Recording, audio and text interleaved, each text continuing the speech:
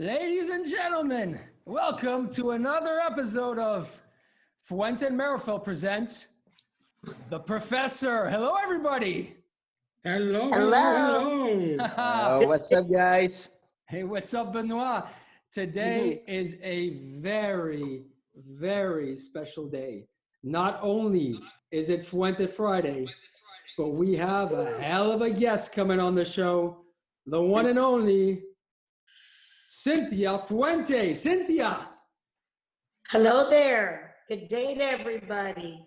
Now, I got to tell you a little something about Cynthia Fuente. Cynthia Fuente, everybody knows. She is the queen of cigars. She's the most distinguished, honorable, gentle, kind, loving person any of us has ever met.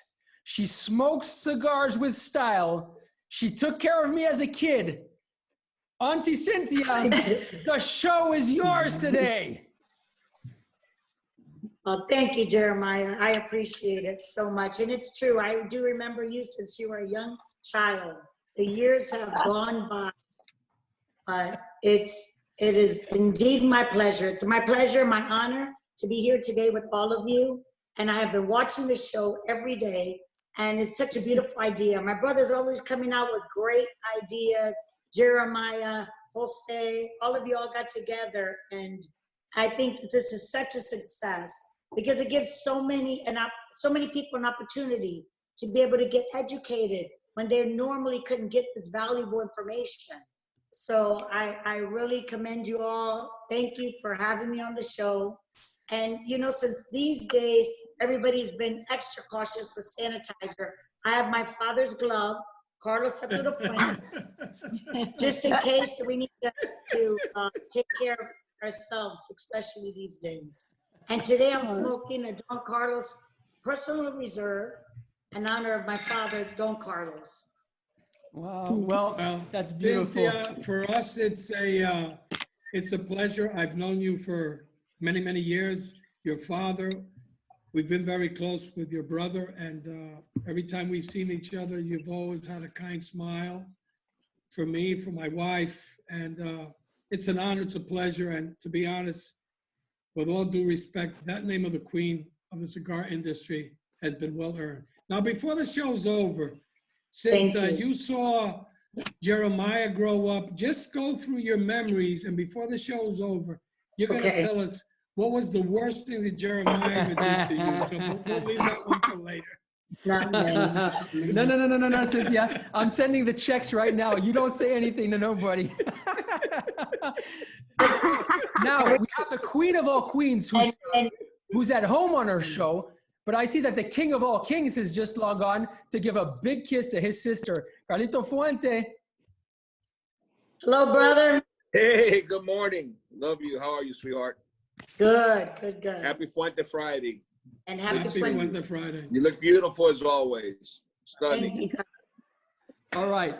On today's show, Professor, what's the subject of the day? The subject today is we're going to talk a little bit about events, but to be honest, we're going to talk more to Cynthia Fuente. I have 3 great questions for her. But let's talk a little bit about events. Cynthia's done a ton of events. Carlito's done a ton of events. And probably after Rocky Patel, and I don't want to toot my own horn, I don't think anybody's done as many events as I've done. But that's not the main thing. What is the issue? What is the issue with events? We've all done events. We've had great events. We have extraordinary events. We've had events that they're okay. So what a lot of people don't realize is, and I'm going to give this out to a lot of retailers that are out there, and maybe some other companies can pick up with this. An event cannot just be an event to show up and things like that. Things have to be done on time. The poster, the Facebook, the Instagram, the Twitter, the communication, the poster. Sometimes I've seen on Facebook events and people say, well, I didn't know about the event, or I didn't know about this, or I thought it was that day. So what we're saying is that the worst thing that can happen is you have set up an event and the retailer and the salesperson haven't done their job. So it is very, very important in this day and age that the communication has to be good. And some people could say, well, you guys do great events, so why are you giving this out? That's not the point. The better that everybody does their event, more people go to the events, they get to know the principles of it, and what they do is they interact, and then they see how great our industry is.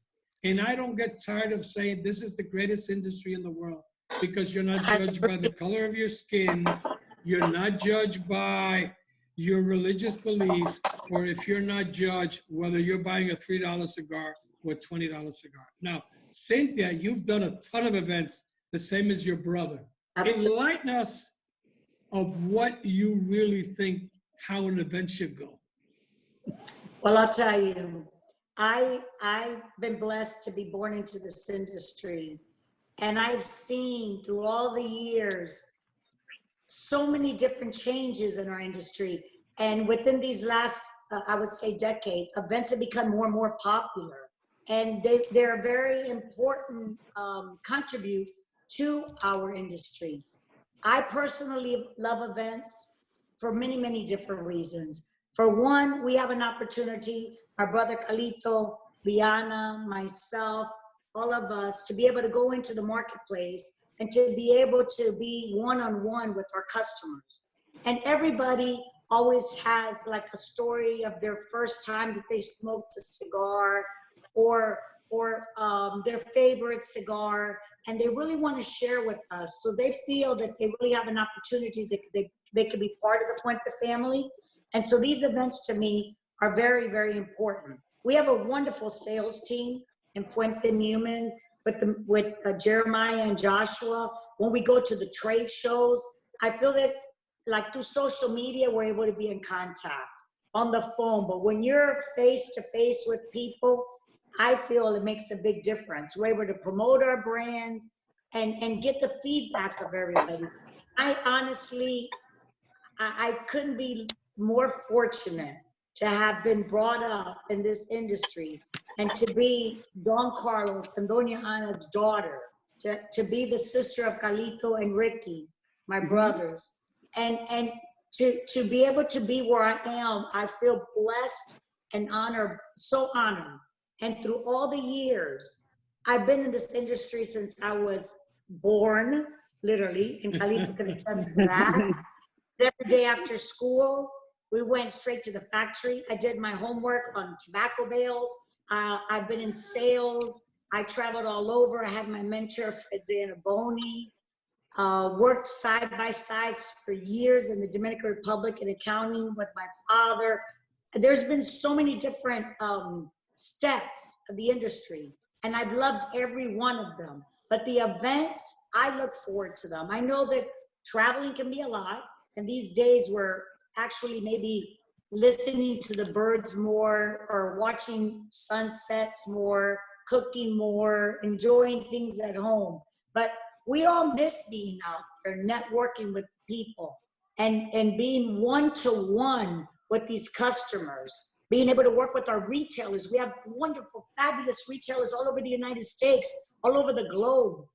So for me, I think events are very, very valuable. Not only the Fuente family feels the same, but all the different manufacturers. George Padron, Rocky Patel, everybody's been out there for years and years to be able to promote their brand. Whether the brand needs promoting or not, the networking, personally for me, is valuable.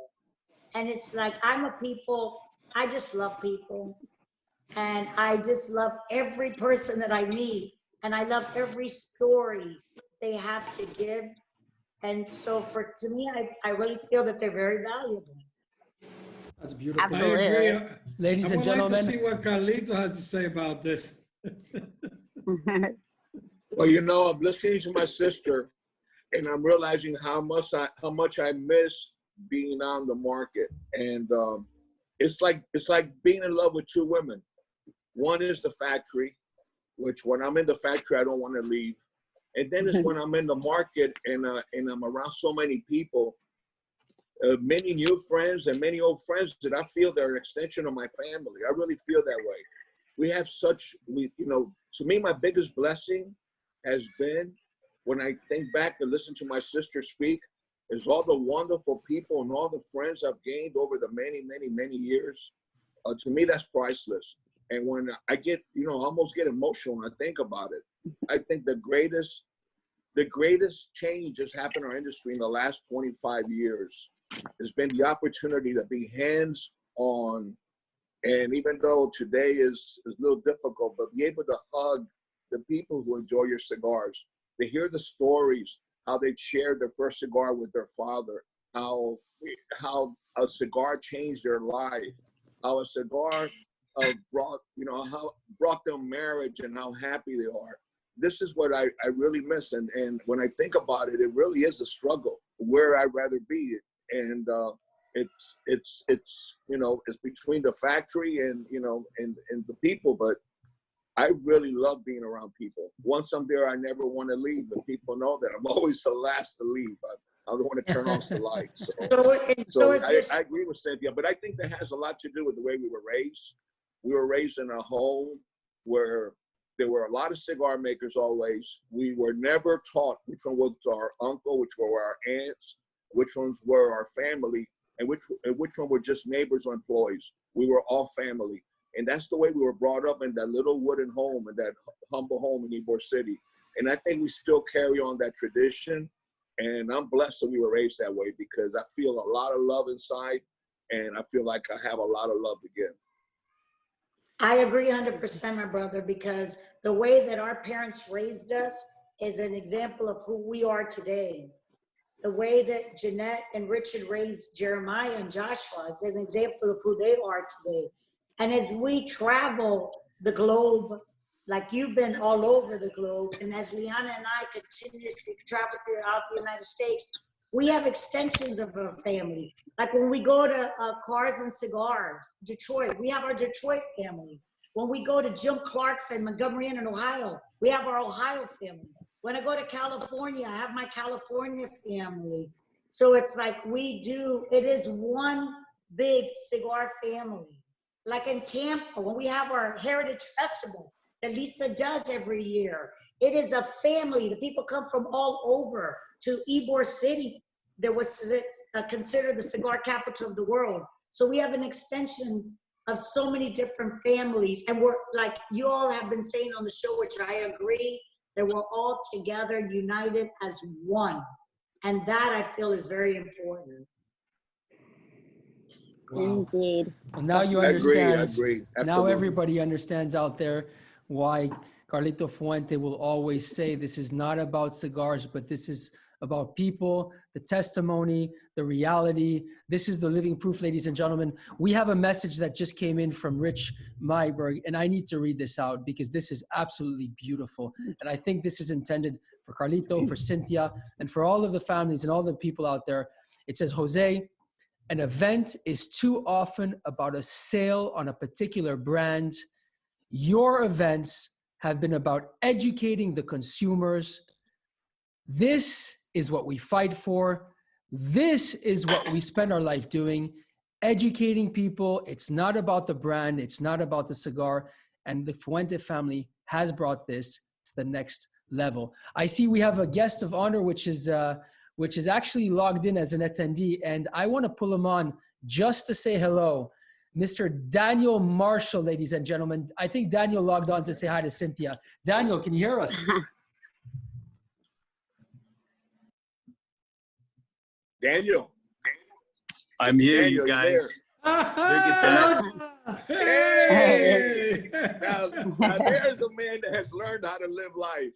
What a Absolutely. surprise. How you doing, Daniel? I wouldn't miss this for the world. And hello, Cynthia, Jeremiah, Carlos. You know, when you were Hello, saying the brother. other day on your show that I enjoyed immensely, how when we used to have those small trade shows and we had one little booth with like one little poster in the back. I remember those days. We've been together for many decades in this industry. And it's been so fun to grow up from kids to where we are today and to have great laughs and great times and great celebrations, challenges and triumphs, and to be able to share this moment with you now. It's really beautiful and very special. So, and to all of you out there that, you know, we've enjoyed over the years, it's just, we thank you. I know every day I wake up feeling like the luckiest guy in the world because we're in this community and this beautiful worldwide campfire. It is a worldwide campfire. It is, and it's all about family and uniting and being together and enjoying life because life is beautiful. With all the difficult moments we have, there are moments of beauty, and we make those beauties. We make that beautiful moment happen, and you make it happen all the time, Daniel. Thank you very much. Well, thank you, Carlos. I am so touched and honored to be on your show and to be a part of your world. So thank you. I'm just loving every second of listening to the brother and sister team of the greatest cigar of the world. Great, awesome. Thank you, Daniel. Ladies and gentlemen, the one and only Daniel Marshall, our friend, our partner, the king of the humidors, Daniel Marshall. Thank you, brother. And stay tuned. Thank you. God bless you guys. Thank you. All right. Keep it lit. Without a doubt. All right, back to you, Professor. Okay, enough with events, and this one's for Cynthia. Cynthia, I know how close you have been to your father. It's not a secret. And even more closer to your brother. But I have to ask this question because I know you spent a lot of time in the factory before. Carlito's always working on blends. Your father was working on blends. So if possible,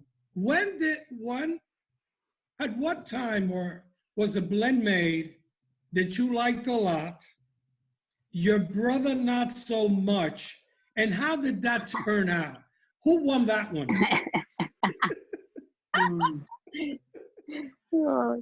I actually can never really say a particular blend because everything that my brother and my father and myself have put together, I've loved. One particular incident, if I can remember one, is when my father was blending the Casa Cuba, the Arturo Puente Casa Cuba. And he wanted to create a cigar that was as close to a Cuban cigar made outside of Cuba.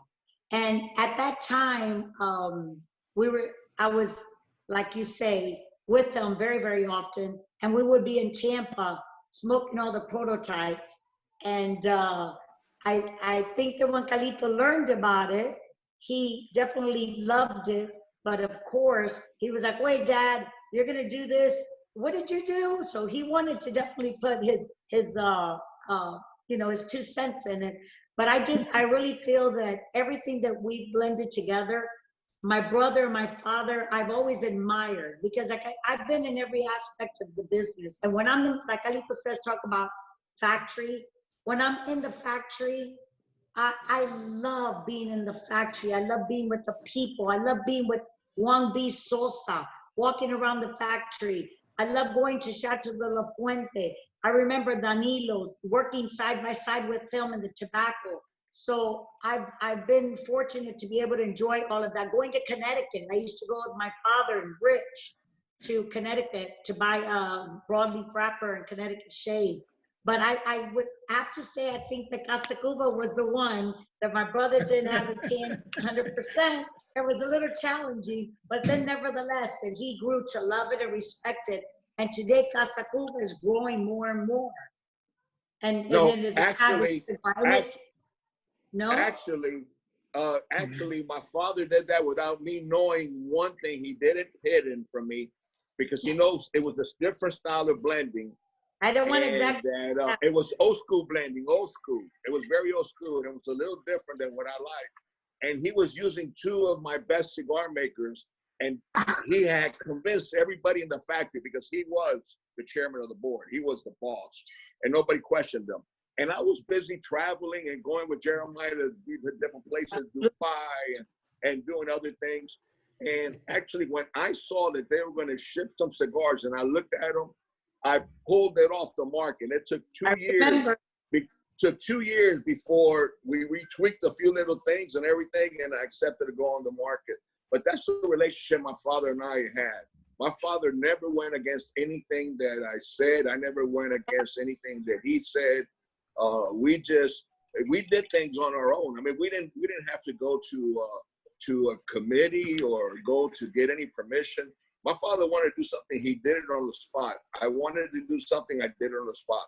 If my father saw tobacco that he liked, he bought it on the spot. If I saw tobacco I liked, I bought it on the spot. That's the relationship I had with my father.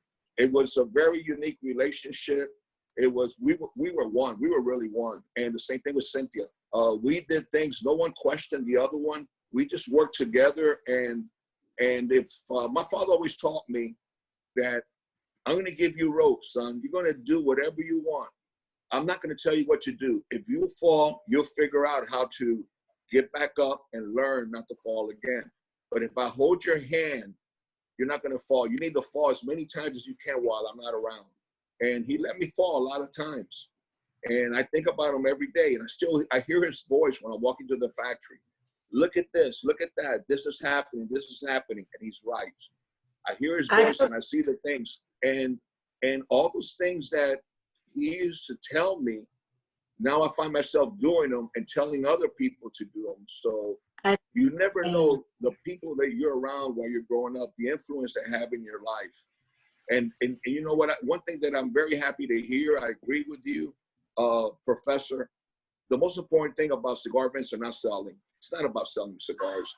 It's about having an opportunity to be with leadership of a company and educate of the richness of our culture, of the enjoyment of the products we make, the blood, sweat, and tears that it takes to make that product so people understand how to appreciate them. And for them to know that we're human beings, that we're not perfect, that we do make mistakes, but that we're there and we're in this industry because we love people. Because I don't see any other reason to be in this industry with so much sacrifice, with so many risks, with having to live away from home for most of us. Unless we really love people and we do this for others, not for ourselves. And if I may add to that, one thing that I always witnessed between you and Papa and Dad was a common respect between the three of us. I can never remember us sitting down and arguing. There was always that common bond of respect. And we would sit down and discuss everything. I remember in the early 80s when we went to the Dominican Republic, we used to go to have a cold Presidente beer and eat some peanuts. And it was En like la pista cervecera. Yes. En el monumento. With There was- Paulino Delgado. It was great memories. But at that time, like my father, it was never if or no in his dictionary. It was always how. How are we going to solve this problem? How are we going to do this next project? But it was always a common bond between us three, a respect that we had that I value. And I remember that. And you and it was like the two gloves, like Dad's gloves from the personal reserve that you put on that beautiful lacquer box. It was, you all went together side by side. And then me being the woman, I was right in the middle. And I those days I value, I think about our father and our mother every day. And he walks beside me. And I know that you feel the same, and he guides us. And that's why my brother Carlos and I are so proud to continue this legacy in honor of my father, in honor of my mother, in honor of the Fuente family. And we do it with every piece of our soul. And that's what I feel makes the biggest difference. I like to what you add said something about I being- like to add something to what Cynthia just said, because I think that's what this show is about. Things that are never written and never told. The relationship between my father and I and Cynthia and us. I remember he was working on the, well, I had made the cigar, Don Carlos Personal Reserve and everything. We're doing a box. And I wanted the box to be different so it could separate from the classic Don Carlos. And I wanted it to be black.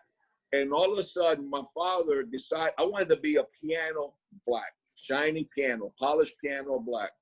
And while I was gone, my father sees the boxes when you put your fingers on it, that you get fingerprints. And my father decided to make it a flat black. And I remember getting back and seeing these boxes and said, Dad, no way. There's no way that I'm going to put that flat black. It's not going to sell. That's not what I want. It's got to be piano finish. That's very popular today. And he said, but look at the fingerprints. I said, okay, Dad, we'll put a pair of gloves with it. That's the way this came out. And then, wait. But this is the funny part. I brought the This is glove funny today. part. So I tell Rich Dolak, find me white gloves, so we could put on top of the gloves and so forth. They are, So Carlito. my father got upset because when he found out, he said, why in the hell did you get two gloves? We could have put one glove. You know how much money two gloves cost? One glove was enough. And here's the glove. Amazing. I have it with me. It has my father's signature on it. That's beautiful. That's A lot so of cool. beautiful You know, stories. Cynthia, I wanted to. My father raised all kind of hell because how could we be so stupid to put two gloves when one glove was enough? Yes. Yes. Carlito, I wanted to mention something with Cynthia that she said, I noticed that when you were describing your story, you said that you were in between, you were the woman, but you were in between two men, but there was equal respect, which is amazing. So like, I was kind of wondering if you could, how was it like being a woman in that industry and having to probably like the only woman, I guess, at that time a lot, right? No, I like Cynthia. I would like Cynthia to answer that because Cynthia could tell you the history of our family, where women have always been side by side. Cynthia, please, you're the guest star. I'll leave it up to you. Okay. Well, Melanie, I appreciate your input on that. And being in this industry ever since I was born, my mother actually rode wrapper on a machine working for Quest to Rate because my father could not afford to pay her at the time. So he called to see if they would hire her to teach her everything she knew so that he can come back and help her. She was pregnant of me, 9 months. So literally from the womb, I was in the cigar industry. But remembering as a child, going back and reminiscing, we had hundreds of cigar makers and every one of them were either friends or neighbors or people that we knew. But ladies have always been a predominant part of the industry. My mother worked right side alongside my father. They were together since got married at 17 and 18, since they were 14 and 15. My grandmother, Christina, worked right alongside my grandfather, Arturo. My aunt, Helda, she was a foreman at our factory. So the women were always a predominant part, but they were like a supportive part. Some women smoked cigars, I can remember, but they were supportive day after day after day. My grandmother would cook up dinners at night, take them to the factory. She ran the cellophane machine, and I had the privilege and the honor to be able to learn from all of these people.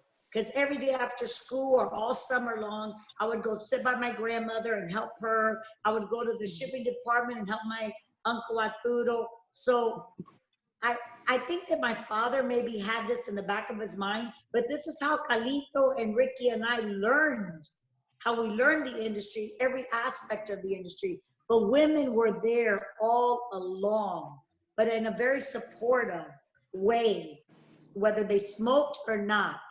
And I remember when things were difficult, like perhaps in December when my father had to pay bonuses, or summer, because when things were great, my mother was home with us. And when things were difficult, she was at the factory. She was his first secretary in Tampa. She was his first secretary when they moved to the Dominican Republic in 1980. So women have been powerful in this industry. Today, the roles have changed in many ways, and women have more of a voice. And I believe that social media has allowed us to be able to express ourselves more. I personally love tobacco. I love cigars. I love to smoke. I have my smoking buddies. I will, especially a day that I feel like I'm missing my father even extra more, I will smoke outside. I'm fortunate to live in the water here in Tampa. I love my sunsets. And so today women are able to express themselves. But there hasn't been many women, like for an example, when I graduated from college and I was traveling throughout the United States, our Fred Zainaboni was our national sales manager. He was my mentor, like Wally Beagle was to Liana. And I traveled all over the United States, but I was one of the very few women that was in sales. And I had my own sales force in Florida. But it wasn't very common. It was not very common at all.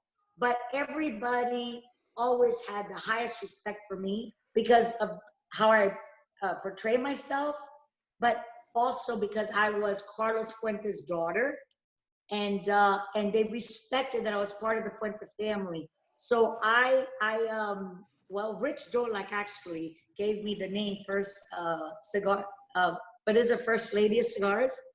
Rich Dolak, and it stayed. But I'm proud to have that name. And I remember going back, and Carlito could appreciate and remember this. It was a lady, Diana Getz, from Up Down Tobacco Shop in Chicago.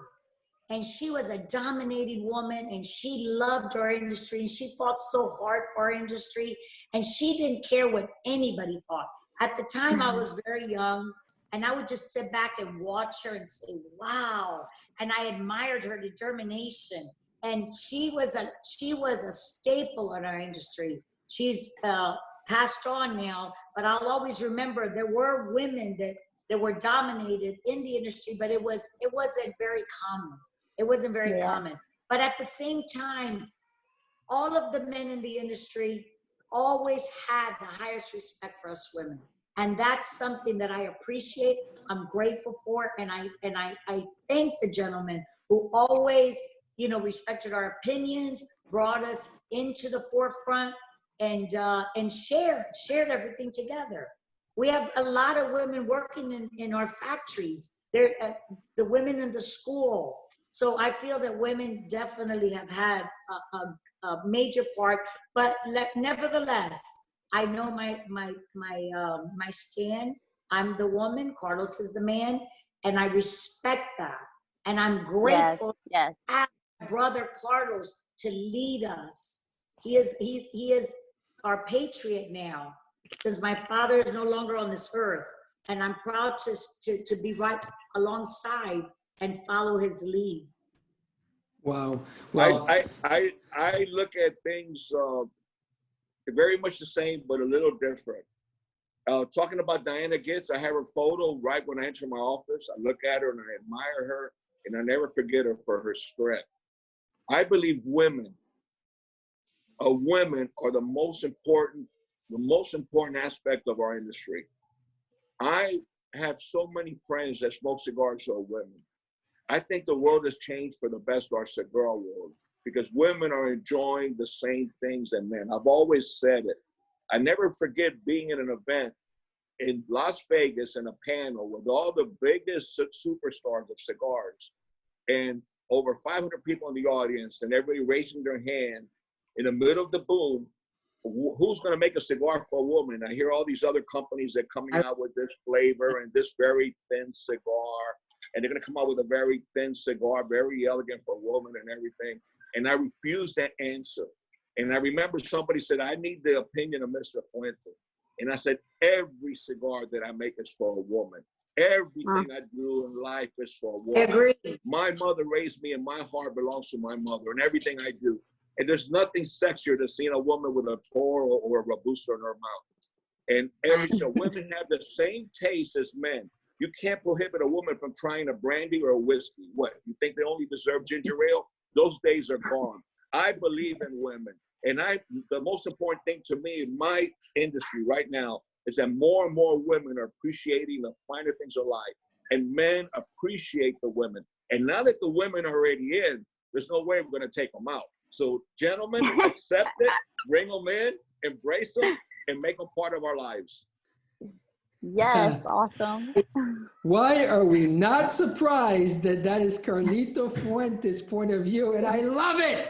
That's it. Now it's to you, Melanie Cisco's hotspot. We got millions of questions coming in. I don't know how we're going to answer any of them today. Time is flying by. But Melanie, do your best and start shooting. All right, Cynthia, we'll do a quick quiz. You can give some people some tidbits of information. So I'll say the first one would be like your bourbon pairing. What's your bourbon pairing? My bourbon pairing. Okay. Well, I am definitely a bourbon lover, and I've taken a lot of time researching bourbons and love them, but I have to tell you today, I have with me my Blantons. I love to pair my cigar with my bourbon on the dock watching the sunset.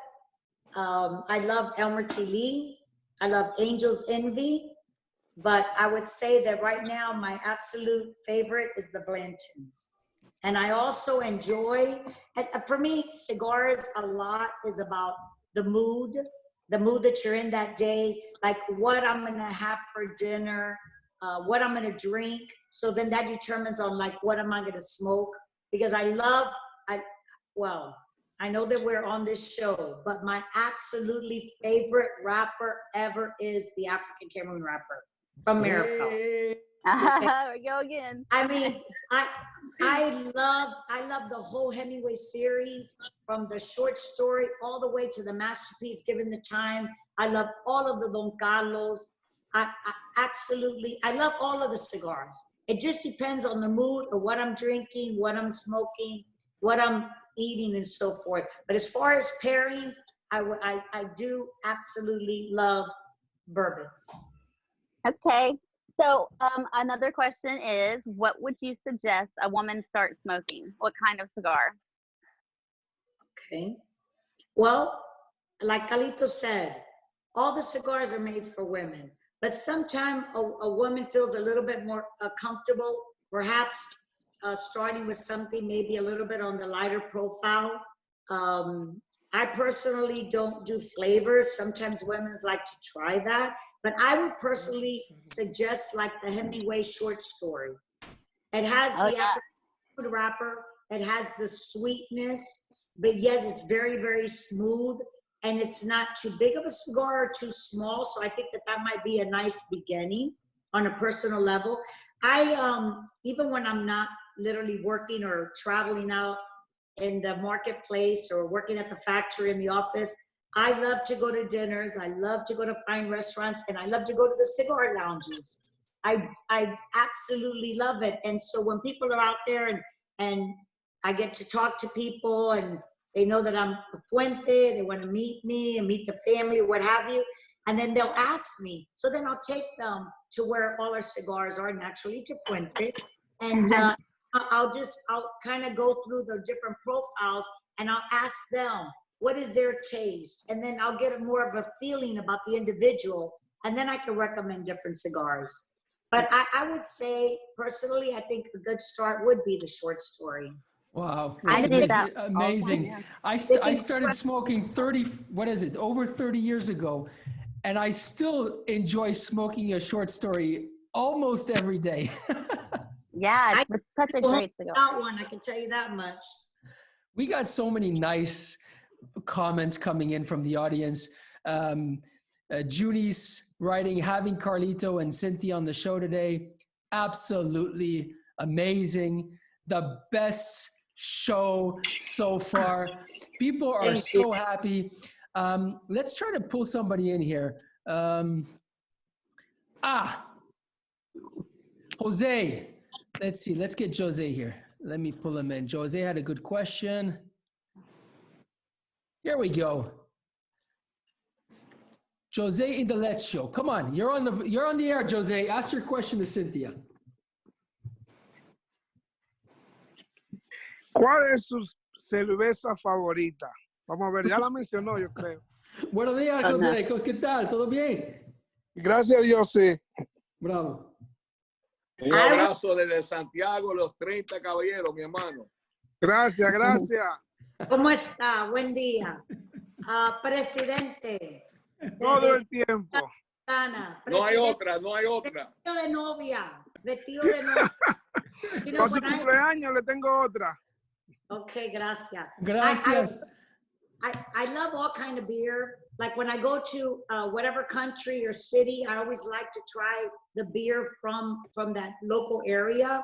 But when I get to Santiago, usually when Hinojosa picks me up, we go straight to this little place. It's called One Way. It's on the corner of Calle de Sol in Santiago. And we get the coldest Presidente beer. They give it to you in a brown paper bag.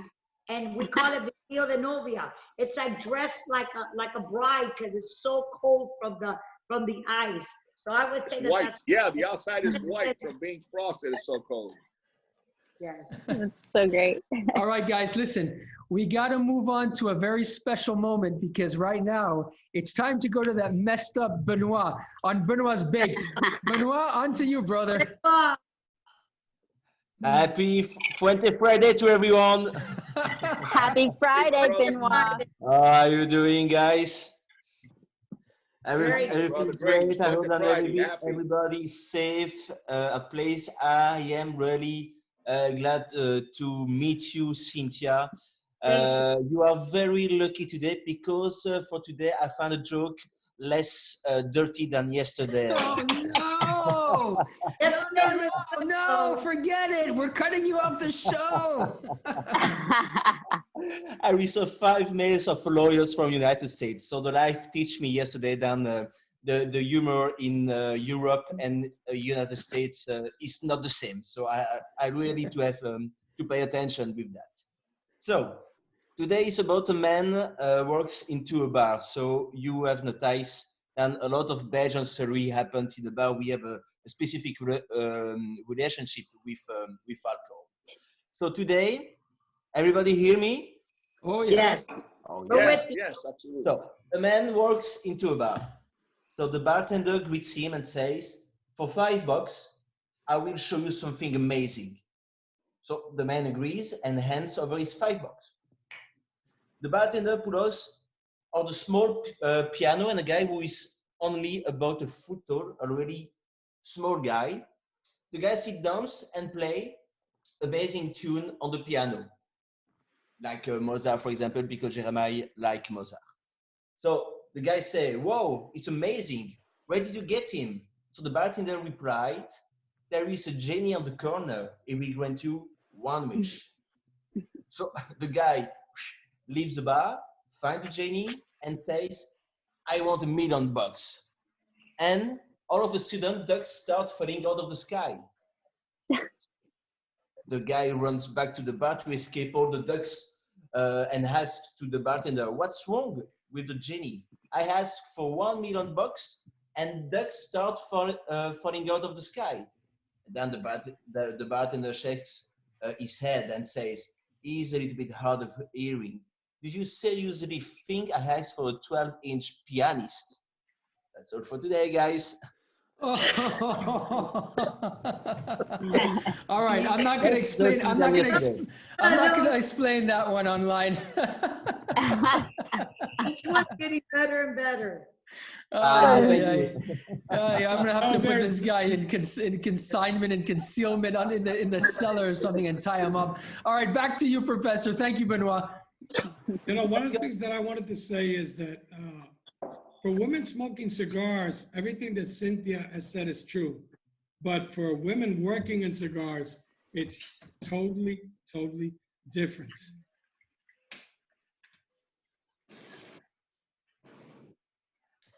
Okay.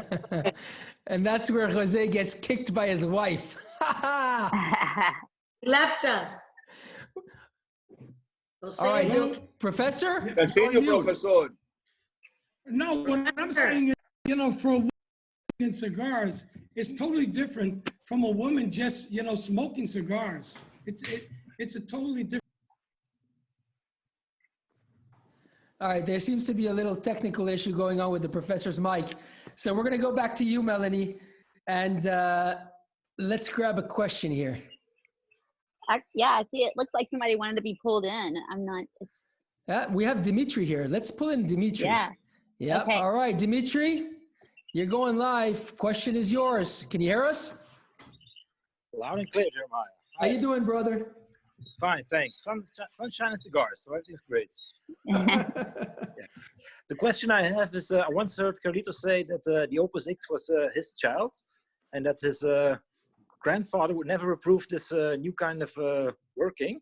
So my question actually is, how do you think you're going to react if Liana comes up with an idea that's going to be innovative, but something new to the industry? That's a good question. Papi, what do you think? Not over my dead body. No, I'm serious now. No, of course, no. I'm open. Everybody, Liana already has her plans that she's working on, and of course, we're open and everything to new ideas. Everybody, that is a natural progression in the continuity of any family, any legacy. Of course, I'm open. But I got to tell you a funny but true story. My children in the last 5 years have been trying to, throw me overboard the ship. And I've been fighting very hard, like Captain Jack Sparrow, to make sure that I keep my ship afloat, because they're all full of ideas. They all they have every idea how to make things better. And they're right, and they will have their time. Everything is in time. There's a lot of new things that Liana has worked on. We have difficulties right now that we're facing legal challenges, that we're not allowed to bring anything new into the market. And this is something that we're facing, that we're in the courts with right now. And but that has set us back a little bit with a lot of the ideas and a lot of the programs that we already have set in place.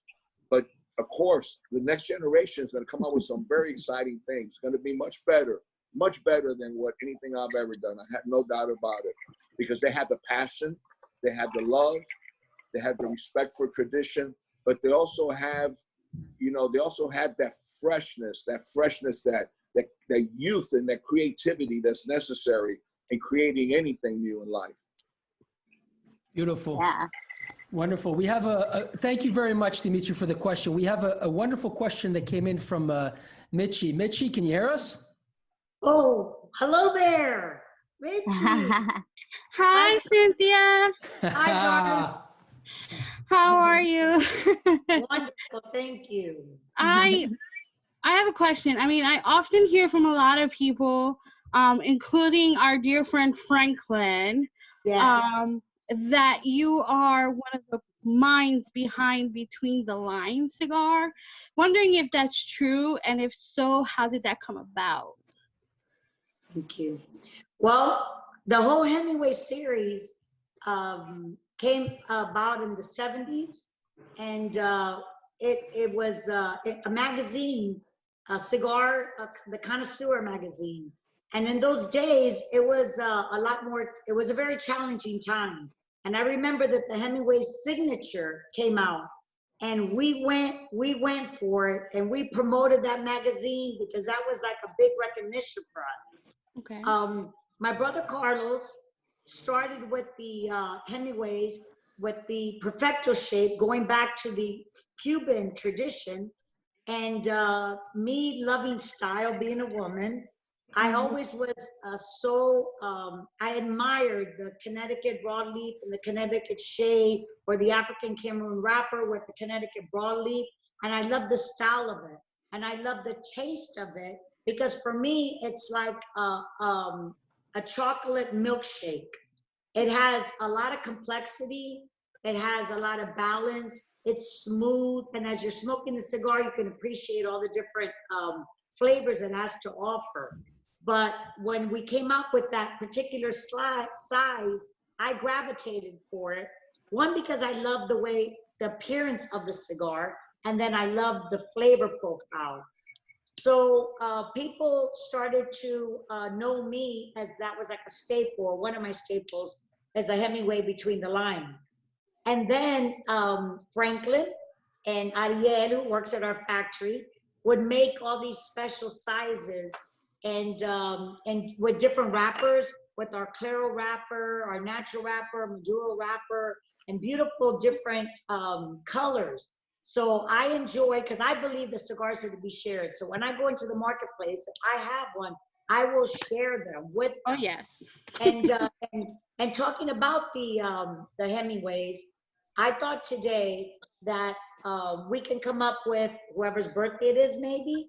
And I have in my personal locker small bundles, because my father always had small bundles of 10. And they're all very unique, one of a kind, very similar to the Hemingway Between the Line, but with different wrappers. And I would love to share them with somebody so that they can get an idea. But then again, yeah, we brought the Hemingway series into the market with the Perfecto shade, leaning back from Cuba. But when Carlito came up with the 2 different wrappers, the barber pole, I was the first one on that. And since then, I enjoy them all the time. I have one with me right now. This is the Hemingway Between the Line. Now, I know that you, my dear, are a deep lover of Arturo Fuente Casa Cuba. Oh, yes, you know so well. We appreciate your love for that cigar and how you are always smoking it, and that you have a true passion for cigars, and we appreciate you, darling. Oh, we appreciate you and your family. You've been wonderful. We love you. Thank you very much, Mitchie. Thank you very much. Yes. Stay tuned. If I may add, please. The Hemingway Between the Lines is the first cigar in the history of cigar making that I'm aware of, and I don't think anyone could prove me differently. Up to now, they haven't. With 2 wrappers, intentionally made with 2 wrappers spiral. And we talked the other day with Abe about creativity. And I'm going to tell you how that thought came about. Everything that I've done in my life has been something associated with some strong emotion, a memory, or a love of my childhood. When I was very, very young, Cynthia may be able to remember, on Fridays, my mom used to work side by side with my dad. And on Friday nights, we used to watch horror movies with her. It was called Shock Theater on Channel 13. I do remember. And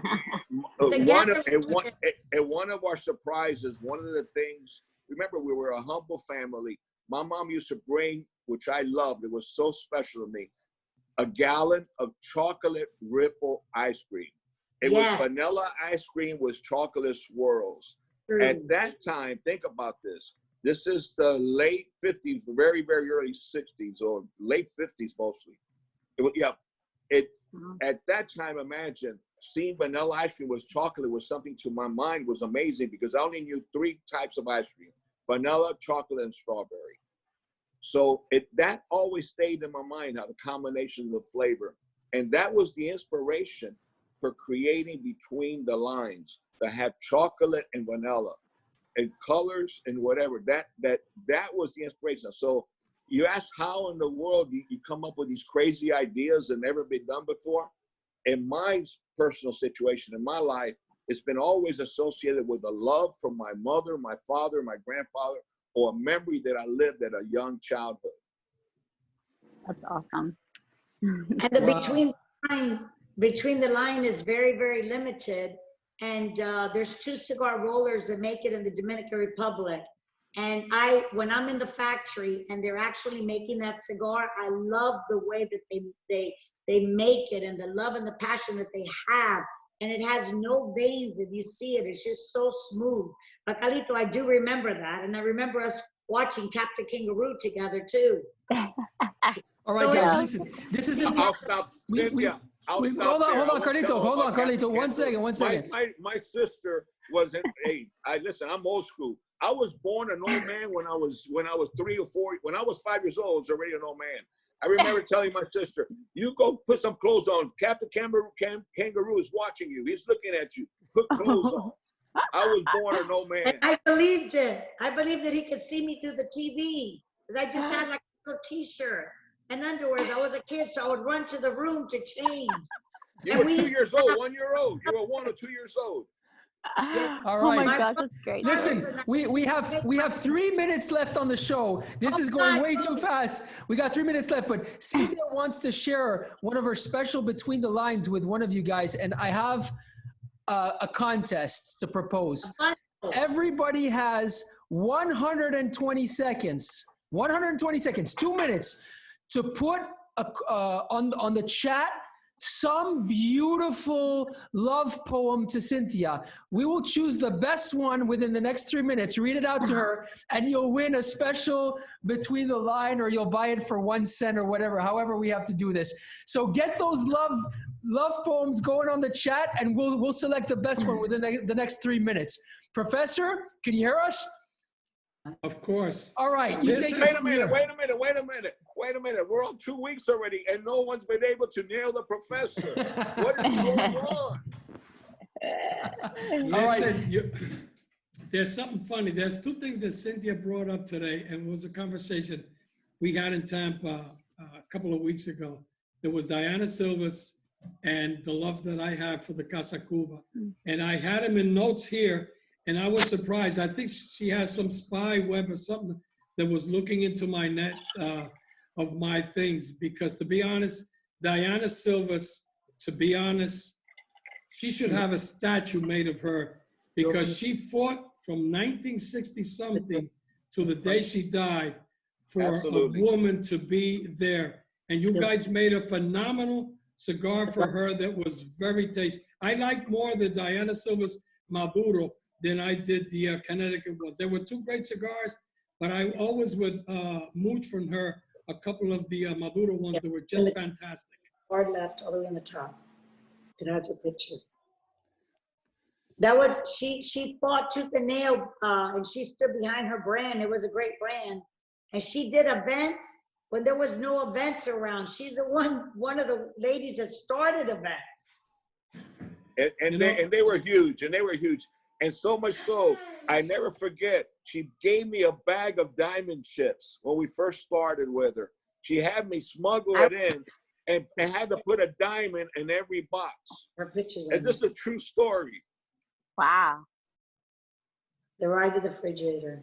You know, one of the best lines from Diana, I had so much respect for her, that I would be in the shop and somebody from any company would come in, give her a cigar, and she would be smoking it. So the sales guy would ask her, Diana, what do you think? Her famous line was, what a piece of crap. Oh, yeah. Oh, yeah. One of a kind, absolutely. Mister. Listen, everybody, I got to show you. Talking about Diana Getz, I have a coffee cup that has her picture on it. Remember her? Can you see it? Oh, wow. Yes. This is her. There we go. This is her coffee cup. I have the same one in my office. I have the same one in my office, and I remember her every day. But you know what? One thing I regret.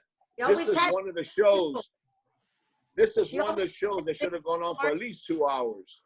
I agree. 2 hours because at least in the show. we're gonna have a big Why problem. don't we bring her back again then? Yeah, no, exactly.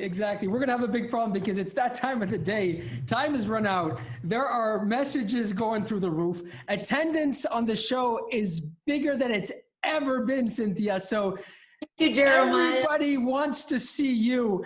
I'm reading through these poems and they're just beautiful. It's difficult to pick one because they're all so wonderful, beautiful, loving, exceptional. But I have to say we had to pick one because we needed a winner. And today's winner is going to be Dimitri. And I'm going to read this out. It says, you know what? Let me get, no, I'm going to read it out. We don't have time. It says Blanton, Fire, Family, and Fuente. No matter when or where, we are all family. Beautiful. Very good, very good, very One good. more. That's beautiful. So he'll get a bundle of my special Between the Lines. And then I also would like to give 1 box of Between the Line. So pick one more. One more. Read one more, Jeremiah. Okay, all right. We're gonna. Wow. Whoa. I think Let me see here. I don't know. Mitchie's was kind of good. I liked it. Mitchie is good. Mitchie's is very good. All right, Yeah. let's do this. Mitchie, I think you're gonna win the box here, or you're gonna have to pay for it a cent, or however this works. Melanie, make sure you take Demi's whatever the contact details, and Mitchie. Roses are red, violets are blue.